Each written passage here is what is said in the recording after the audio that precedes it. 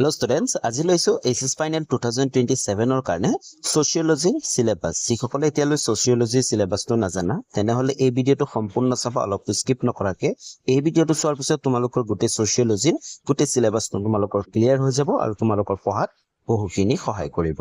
আজিৰ এই ভিডিওটোত আমি তিনিটা পইণ্টত আলোচনা কৰিম। প্ৰথম পইণ্টটো হৈছে তোমালোকৰ কোনকেইটা চেপ্টাৰ আহিব, মানে এইচএস ফাইনেলৰ কাৰণে তোমালোকে কোনকেইটা চেপ্টাৰ পঢ়িব লাগিব আৰু কোনকেইটা চেপ্টাৰৰ পৰা কিমান নম্বৰ প্ৰশ্ন আহিব।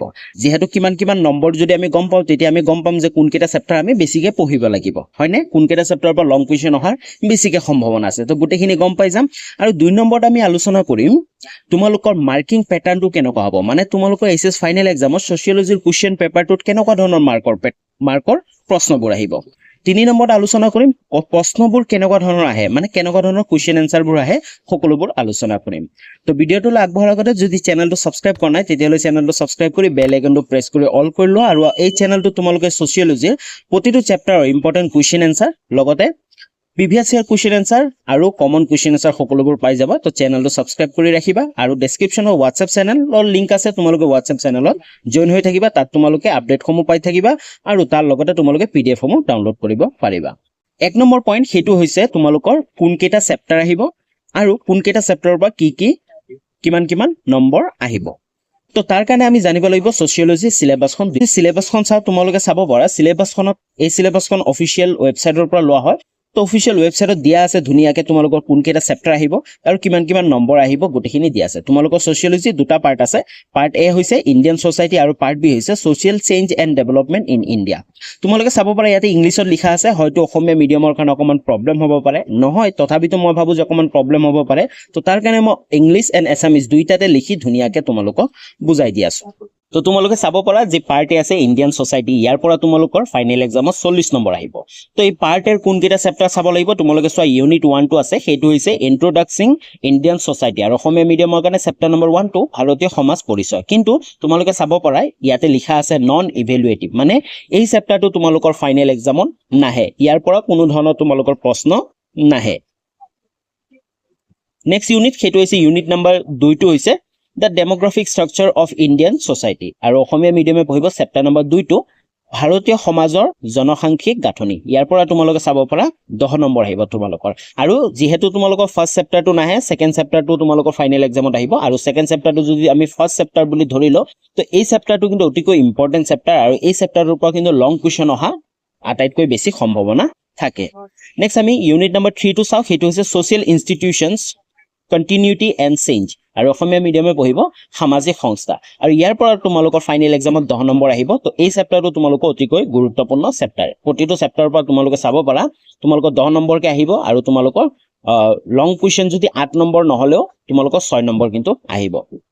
তাৰপিছত ইউনিট নম্বৰ 4 সেইটো হৈছে patterns of social inequality and exclusion আৰু অসমীয়া মিডিয়ামে পঢ়িব চেপ্টাৰ নম্বৰ 4 টো সামাজিক অসমতা আৰু পৃথকীকৰণৰ আৰ্হি।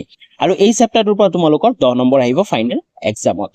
নেক্সট ইউনিট সেইটো হৈছে ইউনিট নম্বৰ 5 টো the challenges of cultural diversity আৰু অসমীয়া মিডিয়ামে পঢ়িব চেপ্টাৰ নম্বৰ 5 টো সাংস্কৃতিক বিচিত্ৰতাৰ প্ৰত্যাহ্বান। এই চেপ্টাৰটোৰ পৰা তোমালোকৰ ফাইনেল এক্সামত 10 নম্বৰ আহিব। তাৰপিছত ইউনিট নম্বৰ 6 সেইটো হৈছে সাজেশনছ ফৰ প্ৰজেক্ট ৱৰ্ক আৰু অসমীয়া মিডিয়ামৰ কাৰণে চেপ্টাৰ নম্বৰ 6 প্ৰকল্প নিৰূপণৰ পৰামৰ্শৱলী। আৰু এই চেপ্টাৰটো তোমালোকে চাব পাৰা নন ইভেলুৱেটিভ লিখা আছে, মানে তোমালোকৰ ফাইনেল এক্সামত এই চেপ্টাৰটো নাহে।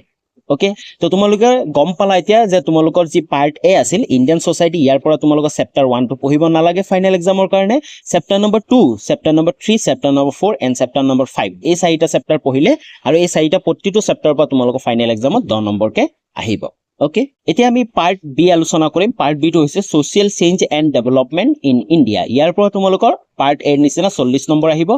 আৰু পাৰ্ট বিৰ প্ৰথম ইউনিটটো হৈছে সেইটো হৈছে ষ্ট্ৰাকচাৰেল চেঞ্জ আৰু অসমীয়া মিডিয়ামৰ কাৰণে চেপ্টাৰ নম্বৰ 7 টো পঢ়িব লাগিব সংৰচনাত্মক পৰিৱৰ্তন। আৰু ইয়াৰ পৰা তোমালোকৰ ফাইনেল এক্সামত 5 নম্বৰ আহিব। যেহেতু 5 নম্বৰ আহিব, তো এই চেপ্টাৰটোৰ পৰা তোমালোকে লং কুৱেশ্যন পঢ়িব নালাগে, জাষ্ট তোমালোকে 1 নম্বৰীয়া 2 নম্বৰীয়া আৰু 3 নম্বৰীয়া প্ৰশ্নবোৰ তোমালোকৰ পঢ়িলে হৈ যাব। তাৰপিছত ইউনিট নম্বৰ 2 সেইটো হৈছে কালচাৰেল চেঞ্জ আৰু অসমীয়া মিডিয়ামৰ পঢ়িব চেপ্টাৰ নম্বৰ 8 টো সাংস্কৃতিক পৰিৱৰ্তন। আৰু ইয়াৰ পৰা তোমালোকে চাব পাৰা সেম 5 নম্বৰ আহিব। তো তোমালোকে 1 নম্বৰীয়া 2 নম্বৰীয়া আৰু 3 নম্বৰীয়া প্ৰশ্নবোৰ তোমালোকে এই চেপ্টাৰ কেইটাৰ পৰা বেছিকে চাবা। তাৰপিছত চোৱা ইউনিট নম্বৰ 3 সেইটো হৈছে change and development in rural society আৰু অসমীয়া মিডিয়ামৰ কাৰণে চেপ্টাৰ নম্বৰ 9টো গ্ৰাম্য সমাজৰ পৰিৱৰ্তন আৰু উন্নয়ন। এই চেপ্টাৰটোৰ পৰা তোমালোকে চাব পাৰা 10 নম্বৰ আহিব। তো এই চেপ্টাৰটোৰ পৰা তোমালোকে লং কুৱেশ্যনবোৰ চাব লাগিব। তাৰপিছত ইউনিট নম্বৰ 4 সেইটো হৈছে change and development in industrial society আৰু অসমীয়া মিডিয়ামে পঢ়িব চেপ্টাৰ নম্বৰ 10টো সেইটো হৈছে ঔদ্যোগিক সমাজৰ পৰিৱৰ্তন আৰু উন্নয়ন আৰু এই চেপ্টাৰটোৰ পৰা তোমালোকৰ ফাইনেল এক্সামত 10 নম্বৰ আহিব আৰু তোমালোকে এই চেপ্টাৰটোৰ পৰা শৰ্ট কুৱেশ্যনটো চাবা, তাৰ লগতে তোমালোকে লং কুৱেশ্যনবোৰো তোমালোকে চাব লাগিব। নেক্সট সেইটো হৈছে ইউনিট নম্বৰ 5টো ছ'চিয়েল মুভমেণ্ট আৰু অসমীয়া মিডিয়ামে পঢ়িব চেপ্টাৰ নম্বৰ 11টো সামাজিক আন্দোলন। ইয়াৰ পৰা তোমালোকে চাব পাৰা 10 নম্বৰ আহিব আৰু এই চেপ্টাৰটোৰ পৰা কিন্তু লং কুৱেশ্যন অতিকৈ বেছি অহা দেখা যায় আৰু তোমালোকে এই চেপ্টাৰটোৰ পৰা সামাজিক যি আন্দোলন হৈছে ভাৰতবৰ্ষত সেই গোটেইকেইটা আন্দোলনৰ কথা জানিব লাগে, কাৰণ 1 নম্বৰীয়া কুৱেশ্যনত কিন্তু ভাৰতত হোৱা আন্দোলনৰ কথা বা আন্দোলনৰ ওপৰত প্ৰশ্ন শৰ্ট কুৱেশ্যন বহুত আহে। ওকে, আমি যেতিয়া অলপ পিছত আমি প্ৰশ্নোত্তৰবোৰ আলোচনা কৰিম তাতো তোমালোকে দেখা পাবা যে কিমানখিনি তোমালোকৰ প্ৰশ্ন আহে এই ছ'চিয়েল মুভমেণ্টৰ পৰা।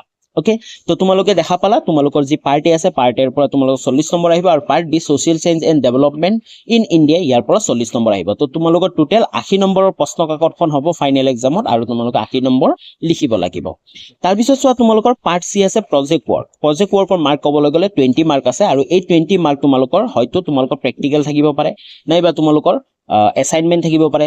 তো এই গোটেইখিনি প্ৰজেক্টখিনি তোমালোকৰ স্কুল বা তোমালোকৰ কলেজে দিব আৰু তোমালোকক জনাই দিওঁ তোমালোকৰ স্কুল বা কলেজে যেতিয়া তোমালোকৰ প্ৰজেক্টটো দিব আৰু সেই প্ৰজেক্টটো তোমালোকে অতিকৈ ভালকে কৰিবলৈ চেষ্টা কৰিবা যাতে সুন্দৰ হয়, যাতে কাৰোৰ পৰা কপি কৰা নহয়। তোমালোকে নিজে আৰু ভালকে কৰিবলৈ চেষ্টা কৰিবা, কাৰণ যিহেতু 20 নম্বৰ কিন্তু মুখৰ কথা নহয়, 20 নম্বৰ এটা বহুত ডাঙৰ নম্বৰ হয়। তোমালোকে যদি 20ৰ ভিতৰত 20 পাই যোৱা নাইবা 20ৰ ভিতৰত 18, 19 পালেও তোমালোকৰ ফাইনেল এক্সামত কিন্তু তোমালোকৰ মাৰ্ক বা তোমালোকৰ পাৰ্চেণ্টেজত বহুতখিনি সহায় কৰিব। ওকে, আশা কৰো তোমালোকে বুজি পালা। নেক্সট 2 নম্বৰ পইণ্টটো আছিল তোমালোকৰ মাৰ্কিং পেটাৰ্ণ কেনেকুৱা হ'ব, মানে কেনেকুৱা ধৰণৰ প্ৰশ্ন কিমান নম্বৰৰ প্ৰশ্নবোৰ তোমালোকৰ ফাইনেল এক্সামত আহিব। যদি আমি এই বছৰ হৈ যোৱা 2025 চনৰ ছ'চিয়লজিৰ প্ৰশ্ন কাকতখন আমি চাওঁ, ইয়াতে আমি দেখা পাম তোমালোকৰ মাৰ্কিং পেটাৰ্ণ। তোমালোকে চাব পাৰা তোমালোকৰ 1 নম্বৰীয়া প্ৰশ্ন তোমালোকৰ 8টা কৰিব আহিব, তাতে তোমালোকৰ 8 নম্বৰ থাকিব। তাৰপিছত 2 নম্বৰীয়া প্ৰশ্ন তোমালোকৰ 6টা কৰিব আহিব, তাত কিমান 12 নম্বৰ থাকিব। তোমালোকে টেনশ্যন নল'বা, ইয়াতে অপশ্যন বহুত থাকে, ছ'চিয়লজিৰ বহুতকেইটা অপশ্যন থাকে। 8 নম্বৰ 1 নম্বৰীয়া শৰ্ট কুৱেশ্যন তোমালোকে কমেও 13টা মান দিব আৰু 13টাৰ ভিতৰত তোমালোকে যিকোনো 8টা কৰিব লাগে। তাৰপিছত 6 নম্বৰীয়া প্ৰশ্ন তোমালোকৰ তেনেকৈ 10টা 12টা অপশ্যন দিব, 10টা 12টাৰ ভিতৰত তোমালোকে 6টা কৰিব লাগে। তাৰপিছত 3 নম্বৰীয়া প্ৰশ্ন তোমালোকৰ 4টা কৰিব লাগিব, ইয়াতে 12 নম্বৰ থাকিব।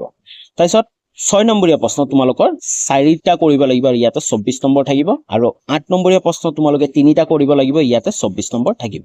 তোমালোকক কৈ দিওঁ যে তোমালোকৰ ছ'চিয়লজি 4 নম্বৰীয়া আৰু 5 নম্বৰীয়া কিন্তু কোনো ধৰণৰ প্ৰশ্ন তোমালোকৰ নাহে। যিমানবোৰ প্ৰশ্ন আহিব তোমালোকৰ শৰ্ট কুৱেশ্যন 1 নম্বৰীয়া 2 নম্বৰীয়া আৰু 3 নম্বৰীয়া আহিব আৰু লং কুৱেশ্যন ক'বলৈ গ'লে তোমালোকৰ 6 নম্বৰীয়া আৰু 8 নম্বৰীয়া প্ৰশ্নহে আহিব। 4 নম্বৰীয়া আৰু 5 নম্বৰীয়া কোনো ধৰণৰ প্ৰশ্ন তোমালোকৰ নাহে। 3 নম্বৰ পইণ্টটো হৈছে তোমালোকৰ ফাইনেল এক্সামত কেনেকুৱা ধৰণৰ প্ৰশ্ন আহিব পাৰে। ইয়াৰ কাৰণে যদি আমি এই বছৰ হৈ যোৱা 2025 বৰ্ষৰ প্ৰশ্ন কাকতখন চাওঁ, আমি বহুখিনি এটা আইডিয়া পাই যাম যে কেনেকুৱা ধৰণৰ প্ৰশ্নবোৰ আহিব আৰু আমি এতিয়াৰ পৰাই এইবোৰ প্ৰশ্ন এনেকুৱা ধৰণৰ প্ৰশ্নবোৰ পঢ়া ষ্টাৰ্ট কৰিব লাগিব বা আমি কেনেকৈ পঢ়িম, কি প্ৰশ্নবোৰ পঢ়িম, তো তোমালোকে এটা আইডিয়া পাই যাবা। তো আমি অলৰেডি মাৰ্ক পেটাৰ্ণটোৰ কথা আলোচনা কৰিলোঁ। তোমালোকে চাব পাৰা যে 1 নম্বৰতে আমাৰ থাকিব 1 নম্বৰীয়া প্ৰশ্ন যিকোনো 8টা লিখা আৰু তোমালোকে টেনশ্যন নল'বা বেছি, কাৰণ অপশ্যন তোমালোকৰ 13টা থাকিব। প্ৰতিটো মাৰ্কৰ কাৰণে তোমালোকৰ বহুত অপশ্যন থকা দেখা যায় ছ'চিয়লজি। তো কেনেকুৱা ধৰণৰ শৰ্ট কুৱেশ্যনবোৰ আহিব তোমালোকে প্ৰতিটো চেপ্টাৰ ভালকে পঢ়িব লাগিব, ৰিডিং পঢ়িব লাগিব আৰু যিমানবোৰ শৰ্ট কুৱেশ্যন এনচাৰবোৰ পোৱা তোমালোকে মাৰ্ক কৰি যাবা বা আণ্ডাৰলাইন কৰি যাবা বা হাইলাইট কৰি যাবা আৰু সেইবোৰ বেছিকে তোমালোকে পঢ়িব লাগিব। আৰু আমাৰ চেনেলতো তোমালোকে শৰ্ট কুৱেশ্যন এনচাৰৰ ভিডিঅ'বোৰ তোমালোকে পাই যাবা। যেনে তোমালোকৰ প্ৰশ্নবোৰ চাব পাৰা, what was the primary goal of British colonialism in India. কি প্ৰাইমেৰী তেওঁলোকৰ আছিল গ'ল আছিল। যেনে what is mean by term demography, হয়নে, জনসংখ্যা অৱধাৰণাটো কি বুজা। তাৰপিছত name one factor responsible for population growth in India, ভাৰতবৰ্ষত জনসংখ্যা বৃদ্ধিৰ এটা কাৰণ। আৰু এই প্ৰশ্নটো কিন্তু তোমালোকৰ অতিকৈ গুৰুত্বপূৰ্ণ। প্ৰতিটো বছৰতে কিন্তু পপুলেশ্যন গ্ৰ'থ বা জনসংখ্যা বৃদ্ধিৰ ওপৰত তোমালোকৰ প্ৰশ্ন আহিবই।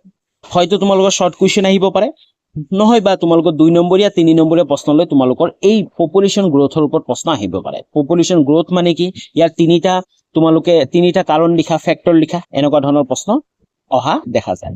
তাৰপিছত কুৱেশ্যন নম্বৰ D2 চোৱা, name any one method promote by the government of India for family planning, হয়নে? ইয়াৰ ওপৰতে কিন্তু প্ৰশ্ন অহা দেখা যায় যে ফেমিলি প্লেনিঙৰ ওপৰত গভৰ্ণমেণ্টে কি কি পদক্ষেপ লৈছে, কি মেথড প্ৰমোট কৰে, সেইবোৰৰ কথা লিখিব দিয়ে। ই নম্বৰ কুৱেশ্যনটো চোৱা, who is the writer of the book এছে অন পপুলেশ্যন। তো তোমালোকে ছচিয়লজি বহুতকেইটা বুকৰ কথা পাবা আৰু সেই বুককেইটাৰ ৰাইটাৰ কেইজন, অথৰ কেইজনৰ নাম কিন্তু তোমালোকে জানিব লাগিব। তাৰপিছত চোৱা, name A tribal movement in India. ইণ্ডিয়াৰ মুভমেণ্টৰ কথা মই অলৰেডি আগতে কৈ দিলোঁ যে মুভমেণ্টৰ কথা কিন্তু বহুত প্ৰশ্ন আহে। তাৰপিছত চোৱা, name one positive impact on globalisation on Indian society. Indian society, ভাৰতৰ যি সমাজ আছে, এই সমাজত গ্ল'বেলাইজেশ্যন অথবা বিশ্বায়নৰ এটা ইতিবাচক প্ৰভাৱ হয় নাইবা ইতিবাচক আৰু নেতিবাচক প্ৰভাৱো তোমালোকক লিখি দিব পাৰে। তাৰপিছত চোৱা, mention one challenge face by farmer in India. ভাৰতবৰ্ষৰ কৃষকে সন্মুখীন হোৱা প্ৰত্যাহ্বানৰ বিষয়ে লিখা। তোমালোকৰ শৰ্ট কুৱেশ্যন নাহি 2 নম্বৰীয়া প্ৰশ্ন আহি যাব পাৰে। অ'কে, তাৰপিছত তোমালোকে এনেকুৱা ধৰণৰ প্ৰশ্নবোৰ আহে যেনে ডিফাইন দ্য টাৰ্ম অফ মানে যেনে পিতৃতন্ত্ৰ, পাতৃচাৰী, ইয়াৰ ওপৰত ডিফাইন কৰিব আহে। তেনেকুৱা ধৰণৰ প্ৰশ্নবোৰ বহুত আহে। তাৰপিছত যদি আমি 2 নম্বৰীয়া প্ৰশ্নবোৰ যাওঁ, 2 নম্বৰীয়া প্ৰশ্ন তোমালোকৰ 6টা কৰিব আহিব, তাত 12 নম্বৰ থাকিব আৰু তোমালোকৰ অপশ্যন থাকিব 9টা। তো 2 নম্বৰীয়া প্ৰশ্নৰ কাৰণে তোমালোকৰ সেম তেনেকুৱা যেনেকৈ মই ক'লোৱে, write any two demerits of population growth, হয় নে? জনসংখ্যা বৃদ্ধিৰ যিকোনো 2টা অসুবিধা লিখা। তো অলৰেডি মই ক'লোৱে যে এনেকুৱা ধৰণৰ প্ৰশ্নবোৰ তোমালোকৰ বেছিকৈ আহিব। তো তোমালোকে চাব পাৰা। এতিয়া আমি যদি নেক্সট 3 নম্বৰীয়া প্ৰশ্নবোৰ আলোচনা কৰোঁ, 3 নম্বৰীয়া প্ৰশ্ন তোমালোকৰ 4টা কৰিব আহিব আৰু এই 4টাৰ কাৰণে তোমালোকৰ অপশ্যন থাকিব 8টা। তো বহুতকেইটা অপশ্যন থাকে, মানে এটা ডাবল অপশ্যন আছে। তো যিকোনো 4টা তোমালোকৰ কৰিব লাগে 8টা অপশ্যনৰ ভিতৰত। আৰু এই 3 নম্বৰীয়া প্ৰশ্নবোৰ অকণমান দীঘলীয়া হয়, ইমানো দীঘলীয়া নহয়, জাষ্ট তোমালোকে ধুনীয়াকৈ সজাই পৰাই লিখিব লাগিব।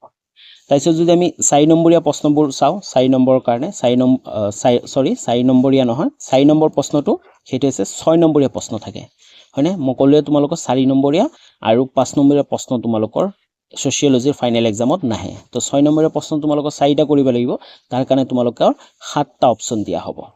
তো বহুতকেইটা অপশ্যন দিয়া থাকে, তো 7টা অপশ্যনৰ ভিতৰত যিকোনো 4টা লিখা, তোমালোকৰ 4টা কমন পৰিবই। তাৰপিছত আমি নেক্সট 5 নম্বৰ কুৱেশ্যনলৈ আগবাঢ়োঁ। 5 নম্বৰ কুৱেশ্যনত আছে 8 নম্বৰীয়া প্ৰশ্ন তোমালোকৰ 3টা কৰিব আহিব আৰু এই 3টাৰ কাৰণে তোমালোকৰ 6টা অপশ্যন থাকিব, মানে 6টা প্ৰশ্ন দিয়া হ'ব, 6টাৰ পৰা যিকোনো তোমালোকে 3টা কৰিব লাগিব। আৰু তোমালোকৰ প্ৰশ্নবোৰ অকণমান দীঘল থাকে, দীঘলকৈ লিখিব লাগিব, যেনে কাৰণসমূহ ব্যাখ্যা কৰা, হয়নে? তাৰপিছত এটা প্ৰশ্নতে দুটা প্ৰশ্ন সুধিব পাৰে, যেনেকৈ তোমালোকে চাব পাৰা, what do you mean by other backward classes, discuss the measures taken for their development, হয়নে? বেকৱাৰ্ড ক্লাছেছ মানে তোমালোকে কি বুজা আৰু তেওঁলোকৰ ডেভেলপমেণ্টৰ কাৰণে কি পদক্ষেপ ল'বা, তেনেকুৱা ধৰণৰ প্ৰশ্নবোৰ আহে। Write an essay on unity in diversity of Indian society. Indian ছ'চাইটিৰ ইউনিটি ইন ডাইভাৰ্চিটিৰ ওপৰত ৰচনা তোমালোকক লিখিব দিব পাৰে।